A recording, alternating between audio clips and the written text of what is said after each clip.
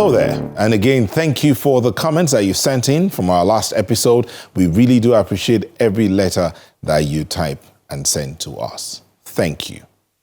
Do you know your health matters? It is said that health is wealth. How healthy are you? Beyond how healthy are you, how much of investment from government have you seen in your health so that you can begin to grow towards your wealth? Between the year 2000 and 2020, Nigeria's government at the federal level invested between 15 billion and a little over 350 billion in the health sector. Move up to 2014, the country came up with a National Health Act that has seen some level of implementation, but some will say abysmal. And then comes this new government that is seeking to move Nigeria away from that abysmal position to a place where the citizens can begin to see an investment of government in the health sector, particularly in the primary healthcare centers, and moving from there to the tertiary healthcare centers, and has allocated about 1 trillion naira to the health sector. Would that make a difference?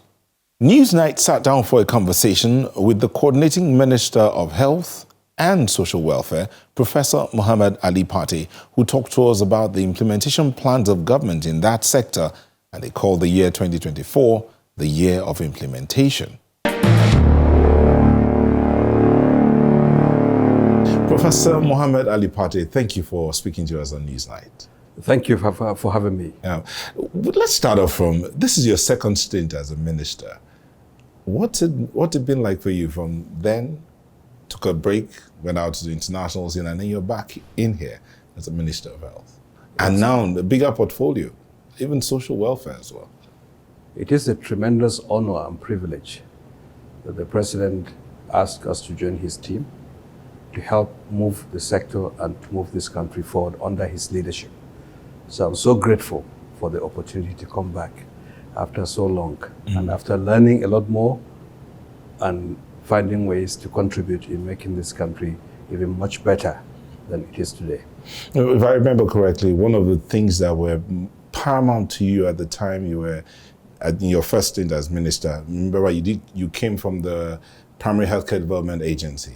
You came in through there, became minister, and one of the things that you kept harping on was the primary healthcare system in Nigeria, how to get that kick-started, how to get it going and functioning effectively. But in this, your second stint, you started talking again about investing in the health sector. One would ask, haven't we had enough investment in the health sector? I mean, to the point that the president even heard your cry and launched I think it's called the Health Sector Renewal Investment Initiative. Yes, I think the president, his vision for this country is that of a prosperous country in the years ahead. And at the center of that prosperity, and for it to be actualized, the economy has to grow, but it has to be built around the people of Nigeria. And it's been very clear that human capital is an important aspect of what his administration will seek to build. And health, education, and social protection are core elements for harnessing the human capital that Nigeria is endowed with, its population, its diversity, its youthfulness, to drive the economic development and achieve the prosperity. Health, there is clear evidence that investing in health yields economic returns in terms of productivity, in terms of children doing better at school, cognitive capacity, in terms of their nutrition, and really is a net contributor to economic development. Even as you grow, countries as they grow, they also invest more in health. So it's a bi-directional relationship. It's not just a consumption sector. It's actually fueling economic development in the years ahead. And the president is very clear. If you look at the children of Nigeria as the basis for building that prosperous future, and you invest in their immunization, in their nutrition, in treating basic diseases, in helping their mothers to survive, to see them grow, and ensuring their transition through school years, they will grow to be healthier adults, more productive adults, and they'll contribute to the economic growth of this country. And there is a number, in fact, on the returns for every year increase in life expectancy, and that's well established.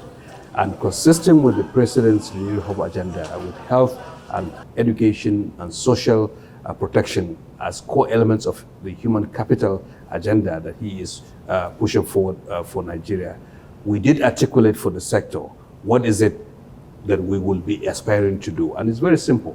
It's to save lives, to reduce physical and financial pain, produce health for all Nigerians. We took time to look at the landscape as it is, where we've got still infectious diseases like malaria, TB, vaccine-preventable diseases, maternal and child health diseases, but we're also seeing an increase in non-communicable diseases like cancers, diabetes, hypertension, heart disease.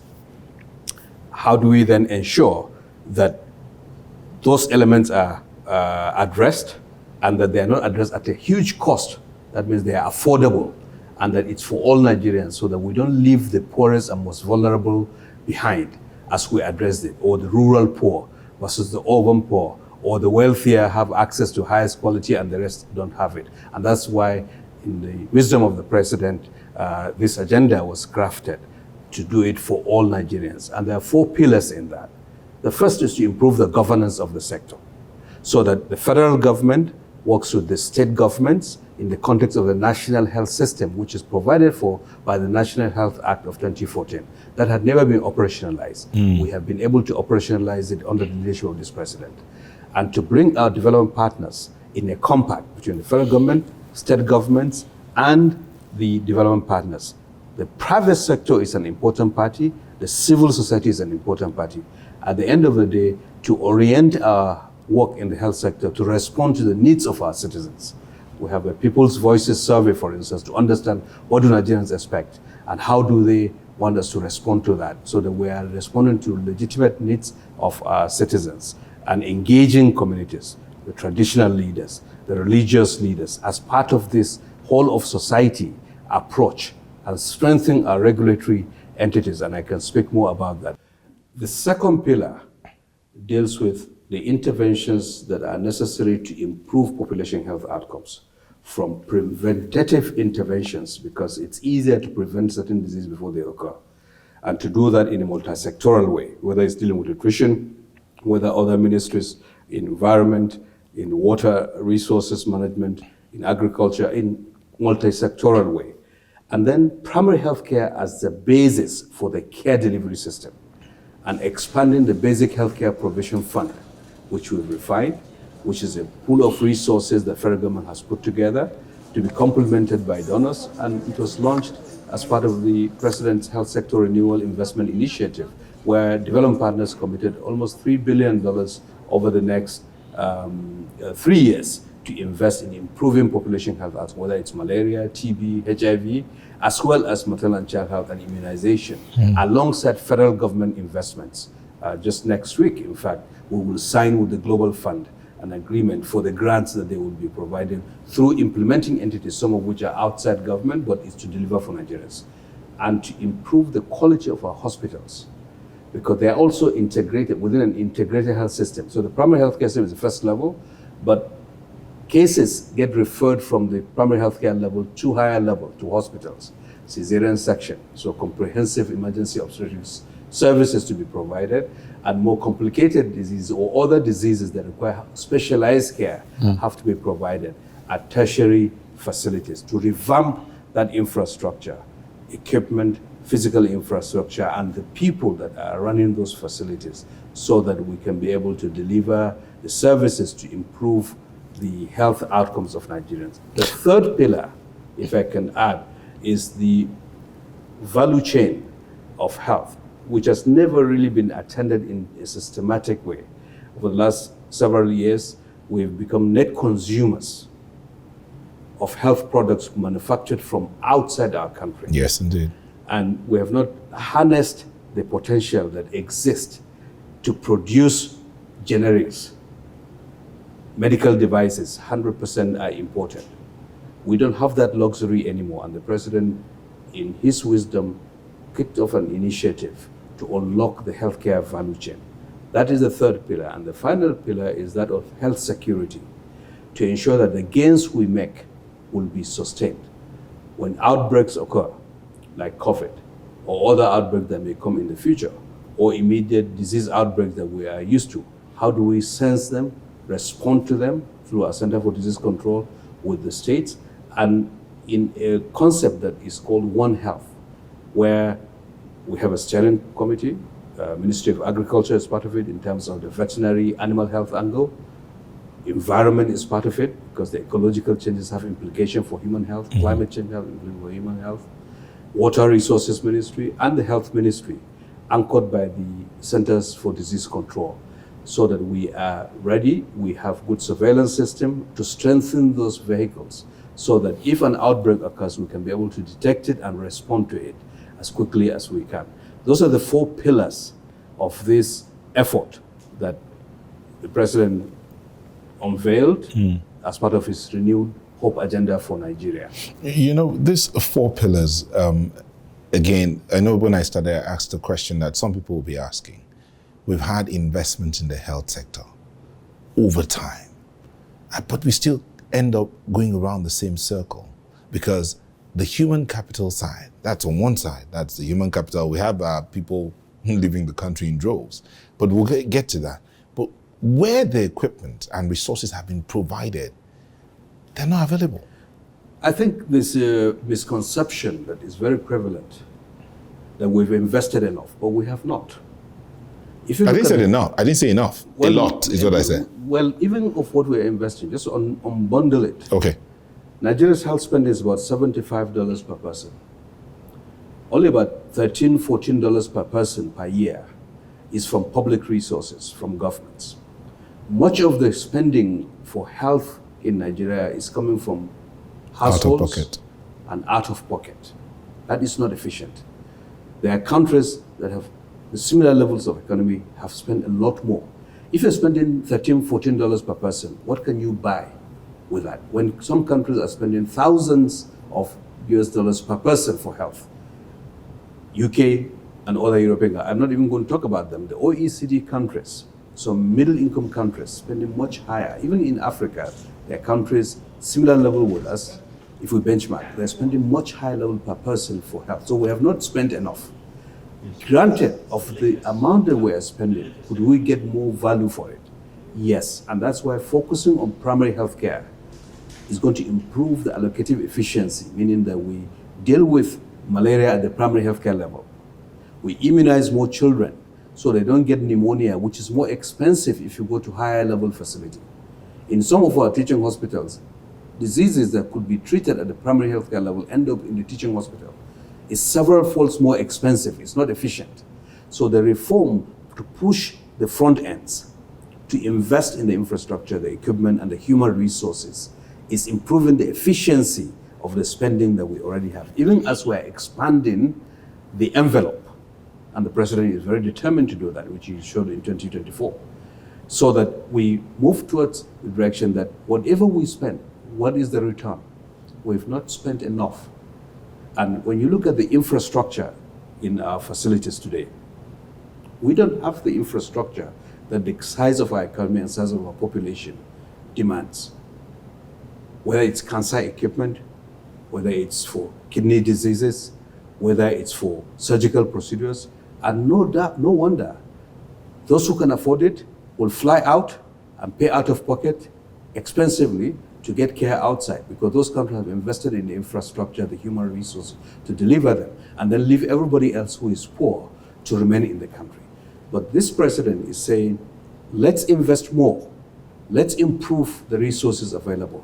Let's channel those resources to the front ends on service delivery so that Nigerians will begin to feel the impact. And as we move forward, this is not going to be fixed in just 1 year, 2 years, 3 years.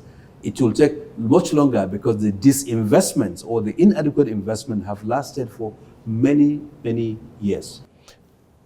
But we run a system, or we have a system that doesn't really care about the rhetorics. It's about what can we see. So the question then will be, at what point would that man in the rural community walk into his health facility, be able to see a doctor, if need be to do a minor surgery, or if need be, or even walk into the secondary healthcare center and be able to be treated at a rate that's affordable to him or her? So it's a very interesting point. that the deterioration took place over many years. And now that this administration is beginning to put in place plans and put in place the appropriation in 2024, people are impatient to get the result. And that is natural. What do you expect? That is natural. Yeah. And in fact, that's why when we signed the compact, we also committed that there will be a monitoring and accountability mechanism so that it will be visible to Nigerians, so that we will track. When we make those releases through direct facility financing or for human resources or for the commodities at the primary healthcare centers through the NPHCDA, we'll make them public so that people know the federal government has decided its own side. For the NHIA, we'll also make public what is going on in terms of the health insurance aspect, the vulnerable groups fund, so that there's transparency and accountability. We're starting at a base that is not optimal, and so long as we're making progress and Nigerians are seeing that, I believe they will regain confidence that the direction that we have taken, if sustained, will reverse some of the lost time, so to speak. I mentioned the Health Act, enacted in 2014. We signed the compact for the first time between federal government and state governments in 2023 in December, witnessed by His Excellency the President. 8 years, the provision of the Health Act. But we're beginning to move in that direction, and Nigerians will see that impact through the NPHCDA and through the Health Insurance Authority, and will make that visible. The question is, will states complement what the federal government does? Will they provide the resources? Will they make those resources visible? And we should all ask the same question, including civil society, because to improve the health of Nigerians requires all arms of government to pull in the same direction. We're asking our partners, and I'm very glad the development partners, about 14 of them, signed on that day, that we will come in this sector-wide program, will make visible our resources, will make visible our technical assessment. That had not been the case. Everyone was doing their own thing separately. There are lots of inefficiencies. But in this sector-wide compact that was signed, is bringing everyone. So it's a start. So between the year 2000 and 2020, Nigeria was spending on an increasing level, so to speak, between 15.2 billion to about 369.4 billion naira in the health sector between 2020 and 2000 and 2020. Now we've come up this year, 1 trillion. But that fear lies everywhere. What is the guarantee that these monies will be expended where they're supposed to? And then some people will ask, where they are not expended where they're supposed to, what is a punishment that will be a deterrent to any other person who is considering, look, we can fritter this thing away and get away with it? I think we've been conditioned to accept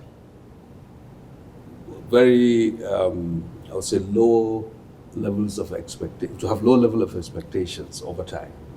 Yeah, because when you have the high levels of expectations, you get there. No, that's what happens. Yes. You have several years of unmet expectations, so people become cynical. Psychologically, when you say, I'm going to do ABC, people don't believe it because they've been conditioned, they've seen it, they've had it. That's why we're talking less and we're going to do more, and we're doing more. The reality of change will be what changes the minds of Nigerians. So that, okay, something is different here.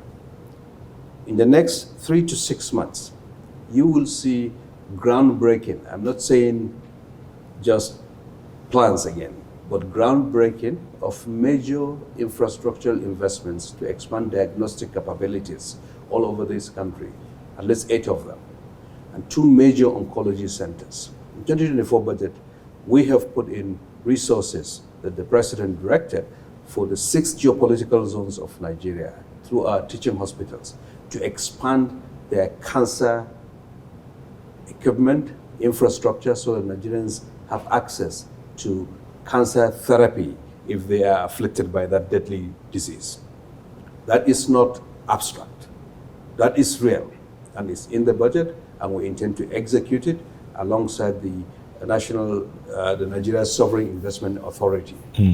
So that is a very tangible thing that people can see over time, that the groundbreaking has occurred for the diagnostic centers that NSIA is expanding to, and then over time for the cancer equipment.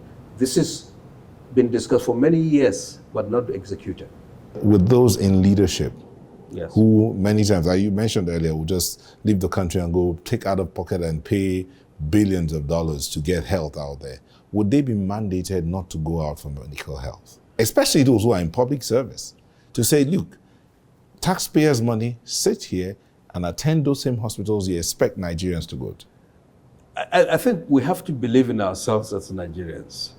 In the last 6 months alone, I've visited many of our teaching hospitals, and my colleague, the Minister of State, has also visited many. There's some amazing facilities that we have here that are manned by Nigerian professionals that are world-class. And there are many world-class professionals in the UK, in the United States, in Australia, who are all looking towards coming back because this president has restored their hope, has renewed their commitment to see how they can contribute to making this country better. Many of those who go abroad go and see Nigerian physicians and Nigerian surgeons. I trained in the United States as a physician.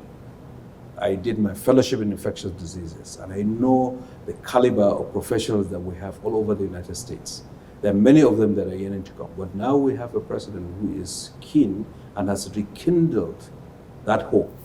And so as we expand the infrastructure and make it available for them, I believe that many of them will find their way home.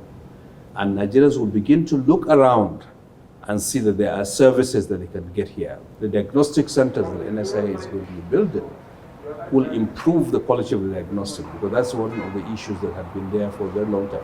You get a diagnosis, you don't know whether it's good or not so good, whether the infrastructure to deliver the therapy is there. Take cancer therapy. There are times where there will be only one linear accelerator functioning in a population of 220 million. So that if somebody has cancer, they have to move to Egypt or some other country to get cancer therapy. Why? And that's why this administration took a decisive step in 2024, put it into the budget with NSIA in collaboration with the Federal Ministry of Health and Social Welfare. So let's get it done, let's solve it.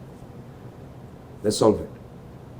And we will. And we're just 5-6 months. This administration, Mr. President, has been here less than a year. And he's already changed the direction. And people are seeing that. I've got reports of people now thinking of coming to Nigeria for medical care from this continent. This is just a start. It is possible that Nigeria, over time, we have the infrastructure. If we have the infrastructure, we have the capable hands. Nigerians are very well trained in the fields of medicine, in laboratory sciences, in nursing. That's why other countries are poaching them, because they're well trained. And wherever they go, they are usually the best in their class. When I trained in the mid-90s in the United States, I know that we are second to none in the quality of medical education that we receive in this country. And so with this direction of Mr. President, you will see more of those professionals coming. And they're private sector actors as well. I personally am enjoying this conversation because I remember my first meeting with you at the National Healthcare, National Primary Healthcare Development Agency. It was really interesting. And you've been consistent as an individual. As a professional, you've also been consistent in the things you do and what you say. The question is, how professionally consistent are the professionals that you talk about that are going to handle these entire investments you've been talking about? Because many are looking out there. As you mentioned it, many countries around the world are poaching them. I mean, at a certain time, we understood I didn't get to see it, but I heard there were flights sent in to airlift Nigerian medical professionals out of the country. Yes. So the health professions are very interesting type of professions. Those who get into health profession go with the intent to serve others. So they have an intrinsic motivation to do good. whether they're doctors, nurses, pharmacists, lab scientists, they want to help. And the framing of this conversation around JAPA is often around those who are choosing to leave, not appreciating that the majority of the healthcare workers in Nigeria stay, working very hard, sometimes in difficult circumstances, because they are committed to serve. And in December, I met one of them in Lagos, a consultant anesthesiologist running an intensive care unit. Very difficult job, where some of his colleagues have left, have chosen to leave. I asked him, why are you not leaving? He said, well, I want to serve. This is where I can help. There are many of them that we have to appreciate. Every year, we produce about 5,000 new medical graduates. Maybe about half of them choose to go and train, and they can come back or they can stay. But there are many more that are in Nigeria today, and we should appreciate them, value them, enable them, and respect the fact that they have stayed. So the conversation around JAPA has to be balanced to recognize those who are choosing to stay, and there are many more of them that are choosing to stay. For those who leave, they leave for various reasons. Some family, some they want to advance their education, and they will learn, they will have networks, they will have opportunities that they can also bring back. We should be progressive, and I think this president, in his own vision for the prosperity of this country, is harnessing not only domestically those Nigerians that have remained, but also the Nigerians in the diaspora so that they can come back. This idea of circular migration is something that is taking hold, whereby even those who go can come back. Some can go and come back because this is home. And how do I harness it? So as an administration, we're working on a managed migration policy whereby as we train folks, we retain those who are willing to stay, those who opt to travel out for whatever reason, to ensure that the recipient countries who had not trained them reciprocate and expand, help us expand the training so we train even more. This is a policy that has been done in many other countries whereby you see expansion of training of health workers. Some will leave, but many will stay, and more people will get into the health professions. We have youth that are in school. If we get more of them to train them, if Ministry of Education works with us to expand the training space, we will have more health professionals and some will stay, because the shortage of health manpower is a global issue. There are 18 million health worker shortage globally. Some of these countries that are receiving are aging. They need more people to provide care.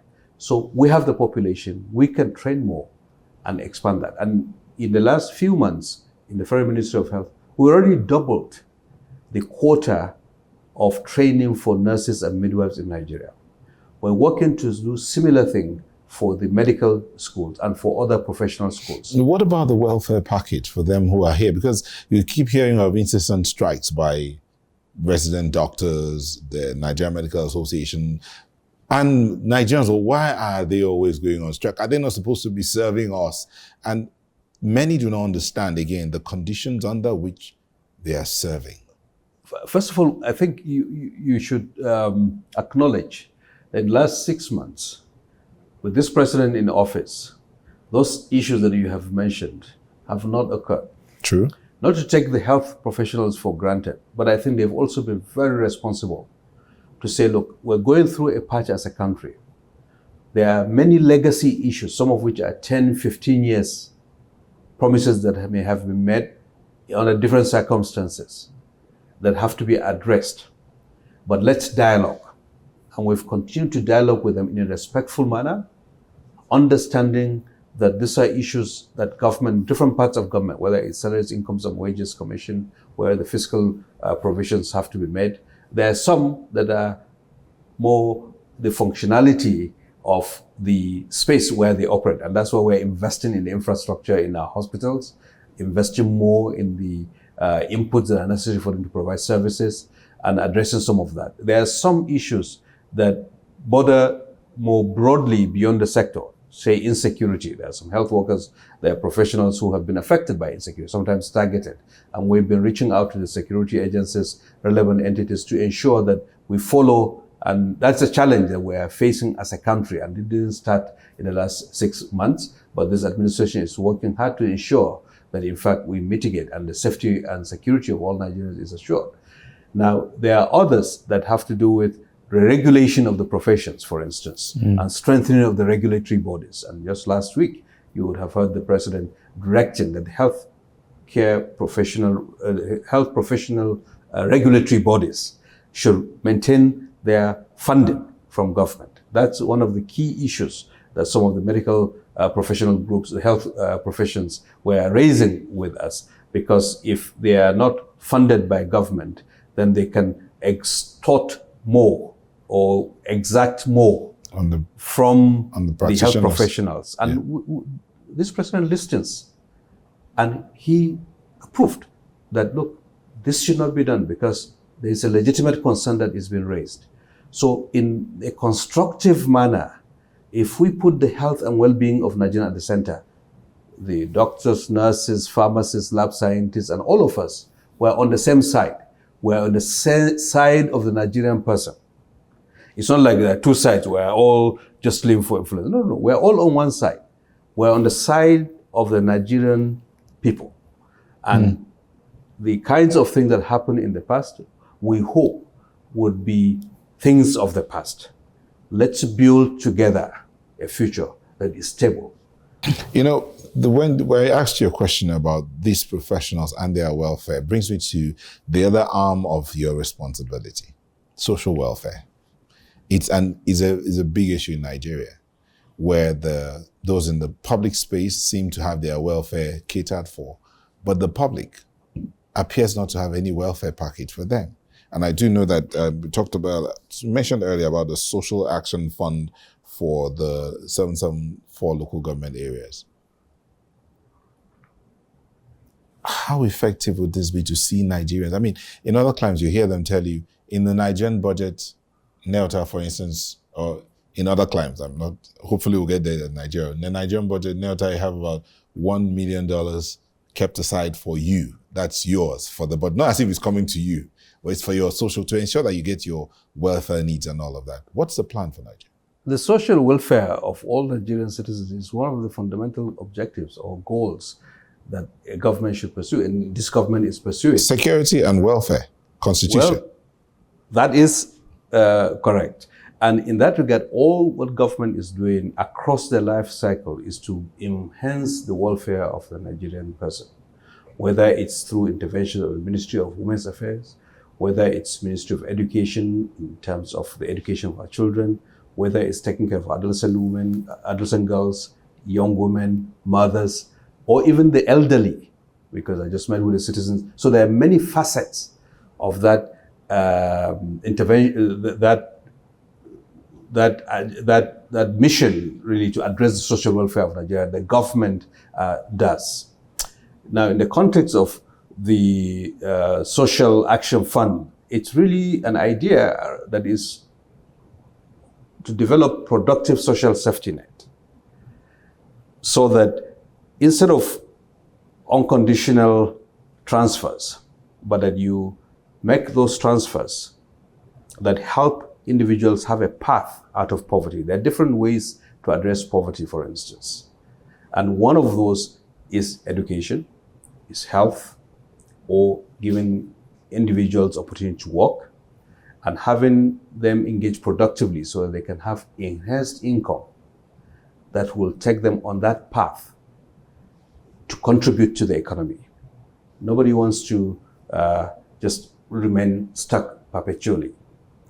So from that perspective, what we are doing in the Federal Ministry of Health is saying, look, there's a life cycle and there is a part of the social welfare of the citizen that intersects with the mandate that we have, whether it's an adolescent girl, whether it's in the mother who is prevented from getting anemia because of iron deficiency or whatever it is, have safe delivery so that she survives, have a child that is well nourished.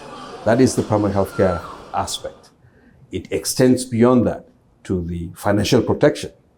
If you cover the vulnerable populations to access care, so they're not tipped into poverty because of catastrophic health spend, you are helping them. Because if a farmer or somebody who sells tomato in the market gets malaria and the cost of treatment exceeds their income, they get worse into poverty. So, but having a fund for vulnerable groups, that is productive because it alleviates them to continue to do their business, get their health back. Or the elderly, and there's a phenomenal work that is being done by the Nigeria Senior Citizens Center, which is really trying to help our elderly population live a dignified life, because we are also aging as a country. We are young as a country, but we are also aging. So ensuring that our aged people, those who are pensioned, and even those who are not pensioned, have mechanisms that their welfare, their dignity is protected. So there are many ramifications or many aspects that government intervenes in a way to improve the welfare of Nigerians. And what we are doing in the health sector is to look at it from the point of view of the individual and their own life course. Yeah. So that social action fund, for instance, how much is it? And what would it kick in? So the social action fund, this is not a novel idea. It may be new in the context of Nigeria, but the president has approved, in fact, that we do a social action fund that tries to empower communities to determine their choices and have small community-based grants transferred to them in a way that they address, whether it's painting their primary healthcare center or fixing the doors or addressing community nutritional projects for women, that they choose. You trust them and give them a grant that will enable them address their pressing needs. In conventional governance, big ticket projects are more attractive. 1 billion, 10 million, 100 million, those kinds of things go through the systems for procuring them. But the needs at the community level tend to be very small. Many communities just need good source of water, need roof over where their children will go to is school. that being looked into so that they don't have to be spending the least income they have to buy water? Is that being looked into? Yes. So we are going to try that approach and demonstrate its workability to ensure, first, it targets the right communities. Two, how we do it, that the integrity of the flows that goes to the communities is maintained, that it makes the impact, because it's not something that you just get into blindly, but in a deliberate manner, engage communities, have those transfers that empowers them to address their needs. It requires us to trust the communities that they know their priorities and government can support them. That's the word, trust. Yes. The trust deficit across the country is amazing. So how would you begin to even mention trust here? Yes, very fundamental, very fundamental. Trust has to be earned. And I will tell you, the ordinary Nigerian in the rural area, and I've traveled in the course of my work in the past, but also most recently since I came into office. Nigerians are generally good people at the grassroots. They're just minding their business. They are managing their communities, and they're struggling with some key challenges. What this president is trying to do is say, look, how do we respond to them? That is the way to earn their trust. That yes, you deliver the services and you provide them the grants. And you will find that some of the malfeasance that may be prevalent, let's say when you look at other major efforts, may be minimized, because at the community level, community members know who is honest, who can do, who lies. In terms of character of the community, they know. So once you make that shift and you trust them and you have a mechanism of engaging them, it's really about engaging the communities in a constructive manner. The government cares for them. That will end their trust. There are communities that have been where there's a pond. Cattle drink from that pond. Camels drink from that pond. Dogs drink from that pond. And people take water to their households. There are communities in this country where they have a single well, 0.5 kilometer from the village. I have seen it. And if a cat or something drops into that well, they don't have a source of water. All they need is 500,000, 1 million, 2 million to be able to address those. That is all that they need. They will go to their farms. Their primary healthcare centers, that is just a roof that they have, and maybe just 500,000 to deal with it. How do you address that? That is where the idea of a social action fund as part of an approach that is moving us towards a productive social safety net comes in. But we don't lurch into it in an impulsive way, but we have to be deliberate in testing it out, developing the mechanisms that assures the integrity of the systems that will deliver those resources, and the work will be done. Is this part of the work of the Presidential Social Investment Program Reform Committee? Well, this is already appropriated in 2024. But we are going to be very deliberate in how we roll this out over time, so that we learn, we adapt, and we ensure that it is reaching the communities that actually need these interventions. So the Presidential Reform Committee on Social Investment Program, are you a member of that committee? Yes, I am. So what should be expected from them if this is separate from that committee? I think the president will be very clear about the need to address the challenges that Nigerians are facing. And this committee, this panel, in fact, the special panel that Mr. President has appointed, led by the coordinating minister of the economy, has different representation, is to look at the lessons that we have learned over the last several years of implementation of social programs and begin to make a pivot in a laser-focused manner towards productive social safety nets that takes into account the poorest and vulnerable segments of our population, how they are identified, either geographically or with their communities, how they are targeted for those who are really poor, because you don't want to address those who may not necessarily be always the poorest segment, how that is delivered, and that's where the digital economy minister is also part of it, because you can use technology to ensure the transparency and the integrity of the system for delivering that, the accountability mechanisms, how you monitor to ensure you achieve the desired impact, not only in terms of whatever transfers, but also it's conditioned upon something that is productive. So that I think you can kill the spirit of a person if you act one way, or you can stimulate the spirit of a person another way. And I believe what this president is trying to do is to kindle the positive spirit, the energy that is in Nigerians. We're very diverse and very entrepreneurial people. How do you stimulate that on the path to dealing with the poverty situation that we have? And so this committee, this panel, I believe, led by the Minister of Economy, will look at the totality of these programs and the lessons that we should learn. And as a learning organization, this government, to see how do we then factor those learnings in how we design what is to come, so that Nigerians feel the impact. Yeah, I'm sure you would want to be remembered as one person who came in, did his job, and left wholly, name-wise, character-wise, and all of that. And that's a prayer that a lot of people will be praying for. But as we begin to wind down here, earlier we talked about the 3 tiers of government. Health is not indeed owned by anybody. It's across board. So the plans for the primary healthcare, I'm going back again to primary healthcare centers, because I know that is one of your passions. I mean, how would that work? Is there a plan to incentivize the state and the local governments to ensure that they key into this? Because at the end of the day, you can finish all your planning here. How does it get to those people? Yes. So, you see, it's really all about how do you hold all of us accountable, different levels of we're a democracy. There's a federal government led by the president.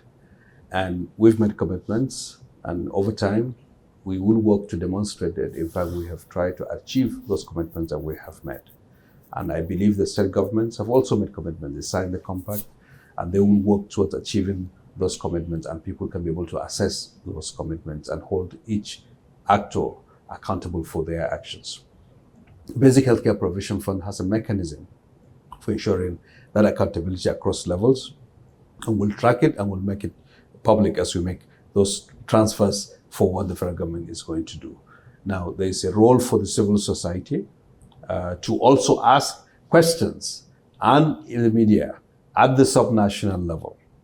The questions you're asking of the federal government budget, we should be asking also at the subnational level in terms of the spending and make that visible. Citizens should ask. That is how collectively we begin to answer better. I mentioned repeatedly, his president listens and he responds because he knows that the existence of the government is predicated upon the response to its citizens' needs. And that's why he will be successful. And I believe that any level of government that wants to succeed has to also pivot in a similar direction to be responsive to the needs of the people. What would you, at the end of the day, let me not say the next 4 years or the next 8 years, at the end of the day, what would you want to be remembered for? A very, very deep question. I think it's been an incredible honor to have the opportunity to serve this particular president. And if there's one thing that I would like to be remembered, would be to be part of the team that he has assembled that sets Nigeria in a course that is different, that is positive, that helps Nigeria achieve its greatness in the years ahead. To be part of that team is by itself a great honor. Thank you so much. Thank you. Thank you. Very good. Thank you. Well, the show has to come to an end at one point or the other, and this is that point. We want to thank you for staying with us. We'd like to hear from you. The handles are right there on your screen. Send us a comment. Let's hear what you have to say about the conversation. Maybe your trust level would have risen after this conversation, but again, how would you key into the implementation year of 2024? Also know this, you can actually catch this episode and other episodes of the show via our website, channelcb.com/podcast to get started. Till we come your way again, it's bye-bye.